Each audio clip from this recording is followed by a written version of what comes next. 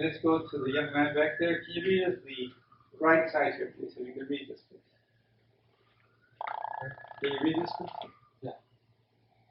Maslow's hierarchy of needs. Height, okay. What are your new views regarding Maslow's hierarchy of needs? How does this apply to your life?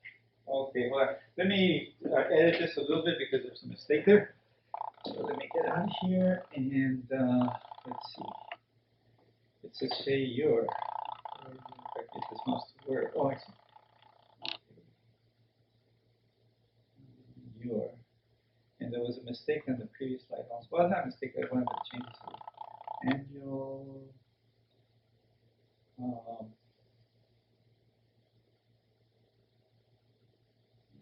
Annual.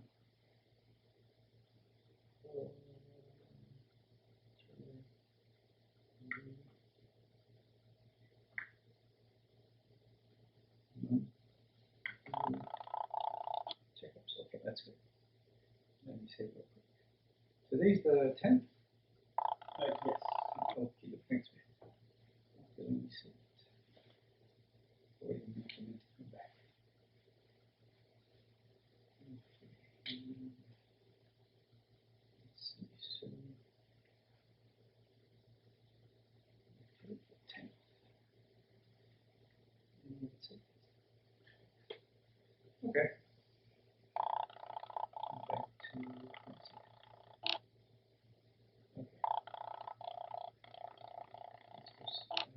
Okay, we have to do another 18, 3 more slides. This slide, 3 more slides. Okay, so have you? We're going to talk a little bit about Maslow's hierarchy of needs. Have you guys seen this before? Are you familiar with this Maslow's hierarchy of needs? No? Yes? Yes. Yes. Okay. Yes. No? No? Yes. Yes, but A little bit. Okay. We need more. We need more.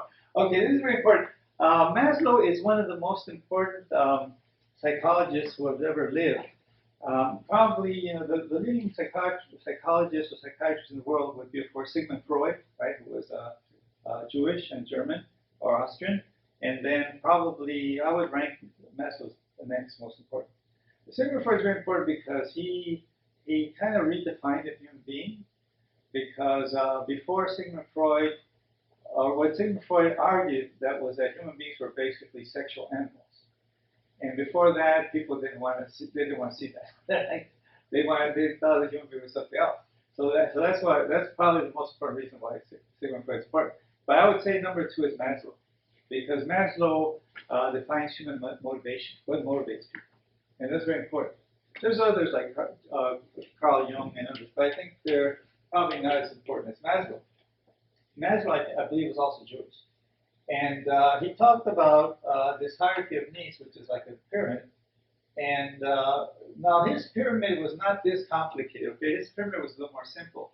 But because he was very important and successful and influential, other people have followed him as his disciples, and they've improved his work on his work. So the argument is that human beings would have basically 2 types of needs. We have deficiency needs and we have growth needs. Okay.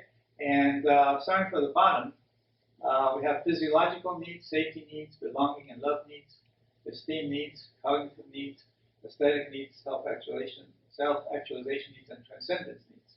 Okay, but let's start from the bottom. So these are the deficiency needs. So deficiency needs are physiological, safety, belonging, love, and esteem. Okay, and if you're not meeting those needs, you feel the deficiency in your life. Something's wrong. Okay, that's what that means. But let's start with the physiological needs. So do people need to eat? Yes, of course. Otherwise we die, right? Do people need to drink something? Water? Yes. Otherwise we die. Okay, like that. So that's the most basic level, right? There are a lot of people on this planet who are having trouble with that, and we're going to have a lot of trouble because of the war in Ukraine. A lot of the food supply in the world is going to disappear, especially wheat, and we're probably going to be facing famine this year, towards the end of this year. This is coming, meaning that people are going to start to starve to death, probably, especially in Africa and the Middle East. That's kind of the projection. Okay, but and a lot of people, maybe most of the people on the planet do not have access to clean drinking water. They have to buy it or they have to go get it. Okay, in most of Africa, parts of Asia, parts of Latin America, like that. Okay, so this is a big deal, right? And if you don't have enough to eat, do you think you would spend your whole day looking for food? Of course, right? Of course, you're gonna spend the whole day, and this is what people do, right? They don't have enough to eat, they spend the whole day looking for food, right? And same with water, right? Not enough drinkable water, they spend the whole day looking for water. Yeah. Okay, so that's the most basic level. The only thing I have to ask here is, Freud, of course, and some of the men say that sex is a need, a physiological need. The men in the class, do you agree or disagree? Men need sex or not? Not always. That, he says yes. It says yes. Agree with this? He says yes. But I don't know what the women. Yes. I think so. Yes. Okay. Okay. In a different way. What do you mean? A different? Yes. What do you mean a different way? No, I mean the way they express the different female and male. According to I have watched the video. Yes. Yeah, there's a lady. She explained how do women express their sexual behavior different with male. Mm. Even though they tend to be connected together, but a different way. It's different. Yeah. So okay, but do women need sex as much as men, or less, or more, or it depends on the person? Depends on the person. Yeah, depends on. Depends on the person. So the myth, they say mostly men have like they express outside more, but the women more inside. Like they try to hide it. Oh, try to more. hide it. Yeah, that's the lady to express.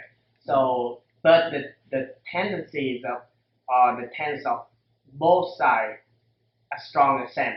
Oh, same. Yeah, but one is try to hide it. Oh, I see. One to try to express out. Oh, okay. So Like maybe, you know, like some men like whistling the hey and talking to girls on the street, but the women they keep silent because because the culture, but they kind of like put it interval, oh, okay. but like they just express or expose out belong to the female the same gender.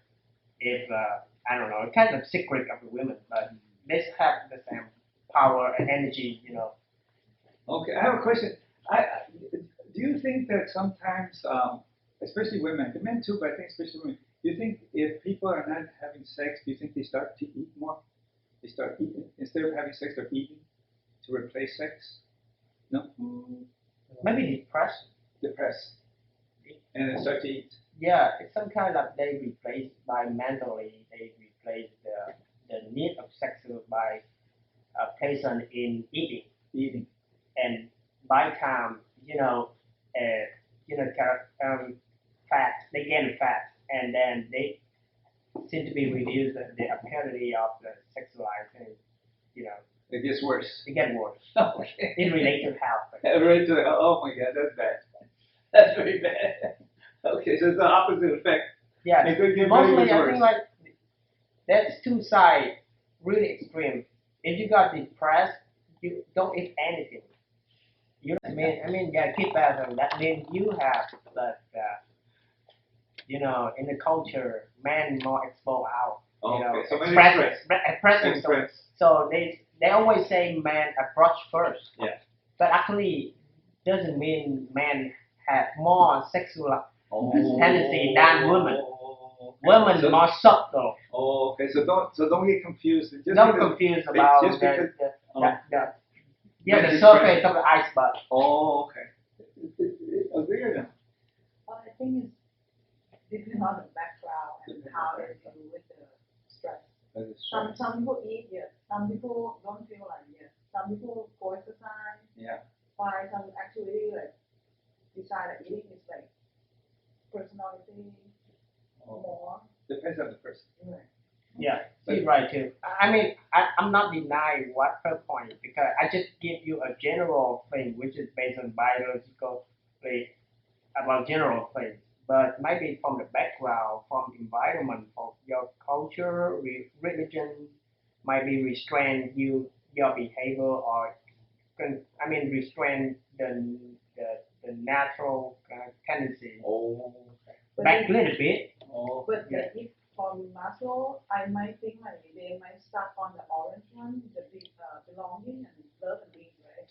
So maybe they go down, kind of, not go up because they're not, So that's why I go down to the safety need. Maybe they like work hard for the work, like make them success, or like work out hard, something like that. Or maybe go down to eating because of Oh boy. physical.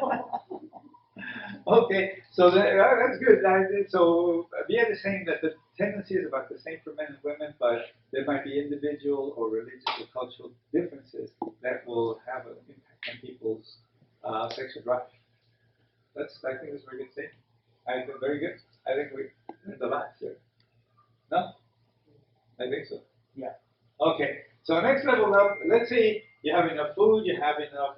The other physiological needs, we need shelter, right? We need a place to sleep or what have you. But the next level up is safety needs. Means that you need to feel safe at home, feel safe on the street, feel safe at school, feel safe at work, like that, right? For example, right now, if you were in Ukraine, do you think you would feel safe? No, right? So if you don't feel safe, that's going to be your focus. Let's say you have enough food, enough water, you have sexual expression, but you don't feel safe, right? So you're going to spend a lot of your time looking for a safe place to live, right? That's important. So in California, I think most people feel safe, but not always. Not always. We do have shootings and drive-bys, and there are some communities that are not particularly safe, right?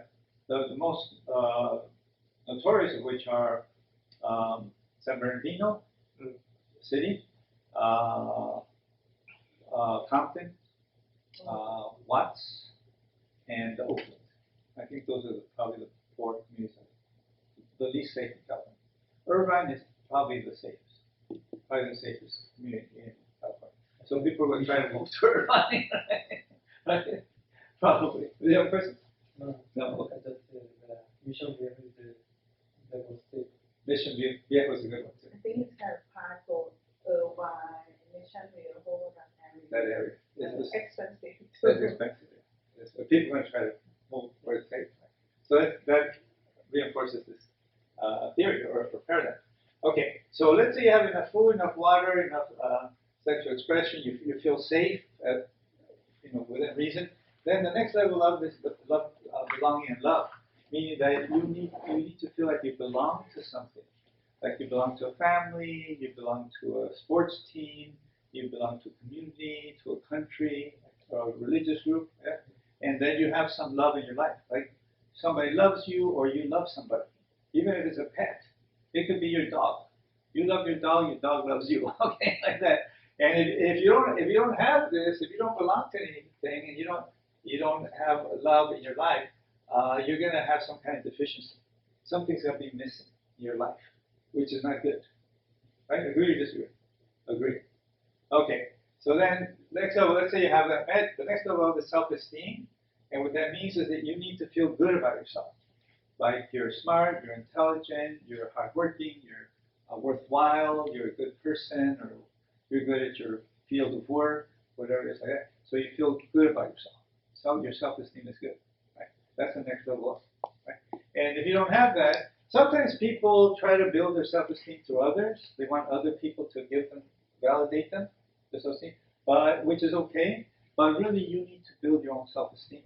Like you need to tell yourself, I'm a good person, I'm a valued person, I'm good at this, I'm good at that. You need to build your self-esteem so that other people cannot knock you down. Right? Because sometimes people will say bad things to you and to try to knock down your self-esteem, and you have to have the resource inside yourself to prevent that from happening to you. Right? Right? Okay. So how about like some people, I don't know how you will see like people like have very confident about themselves, somehow like too confident. It's not on the real world. Or You know, unrealistic. like I'm smarter than anyone, I'm beautiful than anyone, but they have some kind of that person, So it's just like Narcissistic. right, so it's Yeah, some people are narcissistic, but I think it depends if it's true or not true, right? I mean, So if, this if they be like that, they can improve ourselves in this model, you know. can they improve themselves? Because like it's not real, you know. Well, yeah. So oftentimes it's not real, but sometimes it's true. Sometimes it's true. I mean, because it could be some very narcissistic person, right? That they're like they think Perfect. they're perfect, right? But you know, if you're talking intelligence and you're Albert Einstein, right? Okay, that's probably true. Okay, or you're talking beauty and let's say you're like Selma Hayek or like that's probably true. You know, so if it's true, it's true. But oftentimes it's not. It's just their fantasy, right? Yeah. Maybe from family, because family like father, mother encourage them in proper way, Yeah. so they feel confident. Yeah. Whatever, but they bring that word from family. You go outside Yeah. the real world, Yeah. they have the confidence Yeah. from family, from Yeah. parents, Yeah. encourage them, Yeah. and they just bring it out Yeah. the behavior like Yeah. that. So Yeah. I mean, Yeah. it's not practical when See- they use for outside. Yeah. See, Viet has a very good idea. So he's saying it's coming from the family, It could be family. They encourage. Yeah. or it could, sometimes it's the teachers. Sometimes, Some kind of environment they learn from. I had when I was in college, I had a friend who was we were in college, and his teachers in high school told him that since he was going to college, that they were the cream of the cream of the cream, crème in French, crème de la crème, like the cream, right?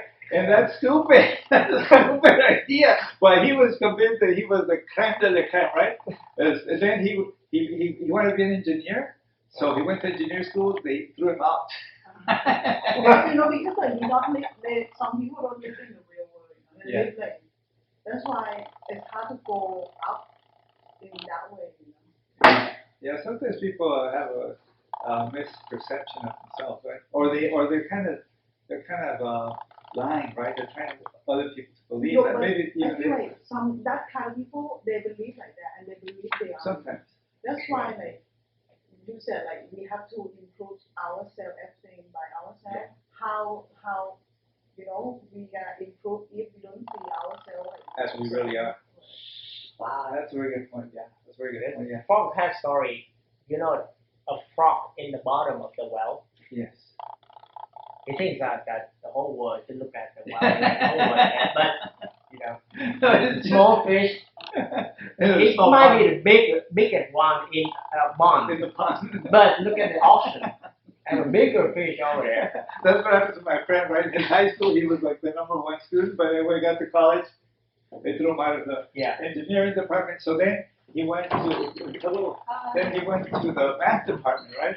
Because he was the crème de la crème, right? So he went to the math department. They threw him out of the math department.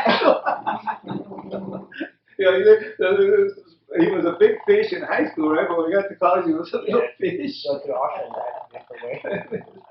Very good. Yeah, that's very good idea. He's a very smart guy. Okay, so let's say you have all these met, right? Your physical needs, your safety needs, belonging needs, your self-esteem needs.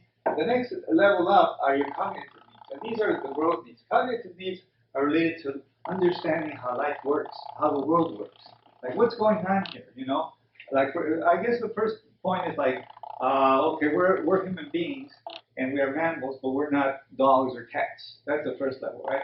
Like, okay, yeah, we're mammals, and you know, we're born from a woman, and we're breastfed, but we're not dogs or we're not cows or horses, right? Like that. And then maybe the next level is like, okay, you're male or female, right? Like that. And then you try to figure out what's going on. How does this work? How does life work, right? And how do you survive in any given environment? Right? You're trying to figure it out like that. And then most of my students, most students are at this level. So most students have all their deficiency needs met, and they're working on their cognitive needs, trying to figure out how life works. Right? How does this work? How does that work? And sometimes students will ask me, Viet is very good, Viet has very good ideas. But they'll ask me, how does this work? And I try to explain to them how I think it works. Like that. Okay? Then once you have that need met, the next need level up is your aesthetic needs. And by aesthetic needs, Maslow meant the need for beauty. You know, everybody would like to have a beautiful spouse, a beautiful wife, a handsome husband, a beautiful car, a beautiful home, beautiful like that. In California, some people can get these needs met, because we have generally speaking, we have a very nice environment compared to most countries, right? So that part's okay. Most people in California have nice cars, or pretty good cars, so that's kind of met. Most people in California live in pretty nice places, whether houses or apartments. Pretty nice compared to most countries. So a lot of those aesthetic needs are met, but not all aesthetic needs can be met. For example, do you think most men can have a beautiful wife? No, of course not. Of course. Do you think most women can have a tall, handsome, young, muscular, intelligent, pleasant, rich husband? And then gay. And then he's gay. So the answer Secretly. so do you think it's possible? No, impossible, right? So that's a need that probably most people cannot meet. Probably not, right? So there are some aesthetic needs that cannot be met. Do you think most people can ever own, let's say, a Picasso painting? No. So some of those needs go unfulfilled, unfortunately. Okay, but let's say you have enough of your aesthetic needs met. The next level is self-actualization. And what Maslow meant by self-actualization is becoming all you can become. Okay? So, like, let's say you love basketball, and you become Michael Jordan, Kobe Bryant, right? Like that. Or you love to play guitar, and you become Carlos Santana. He's going to signal green. Green means go. Okay? So like that, to a reasonable level, right? To a reasonable level. In my case, I wanted to be a college teacher, and I've worked as a college teacher for many years. I'm not the best college teacher in California or in the world, right? But I'm living what I want. I'm doing what I want to do with my life, right? Like that. So it's a way of kind of self-actualization, depending on what you want to do, right? Like that. Most people cannot do this. Most people cannot self-actualize. Okay. Let me tell you why I say that. Who are the two biggest employers in California or in the United States? Who are the two biggest companies that hire people? Amazon is one. What's the other one? Walmart. Walmart and Amazon, right? So Amazon, they move packages, right? In the pit, in the truck, like that, right? And Walmart, they stop with merchandise and check people out, right? Do you think that people grow up thinking, when I grow up, I want to be a checker at Walmart?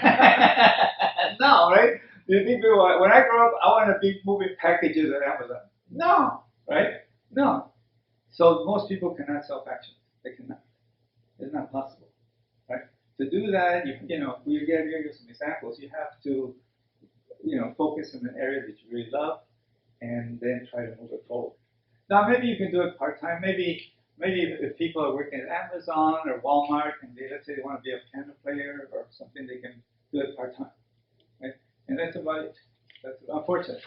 This is not possible for most people in this country, and much less in other countries where people have much fewer resources. So that's not possible. And then the last level in Maslow's hierarchy of needs is transcendence. And what he meant by transcendence is that people have a need or desire to go beyond who they are, okay, to be more than what they are. It's kind of, I think the examples might be like Buddha or Jesus, like that, who, they continue their life. They're not here anymore, but their life and their legacy continues, right? Like that, it continues for centuries, right? In the case of Buddha and Jesus, their life transcends who they are, right? So most people can't transcend, but most people transcend through their children, right? They say, okay, well, someday I'm not going to be here, but my children will be here, or my grandchildren will be here. It's a way of going beyond who they are. And people used to say, well, they're my blood, right? But that was before we had advanced medical science. Now we say, well, my DNA or my genetics, right, continue, right? Now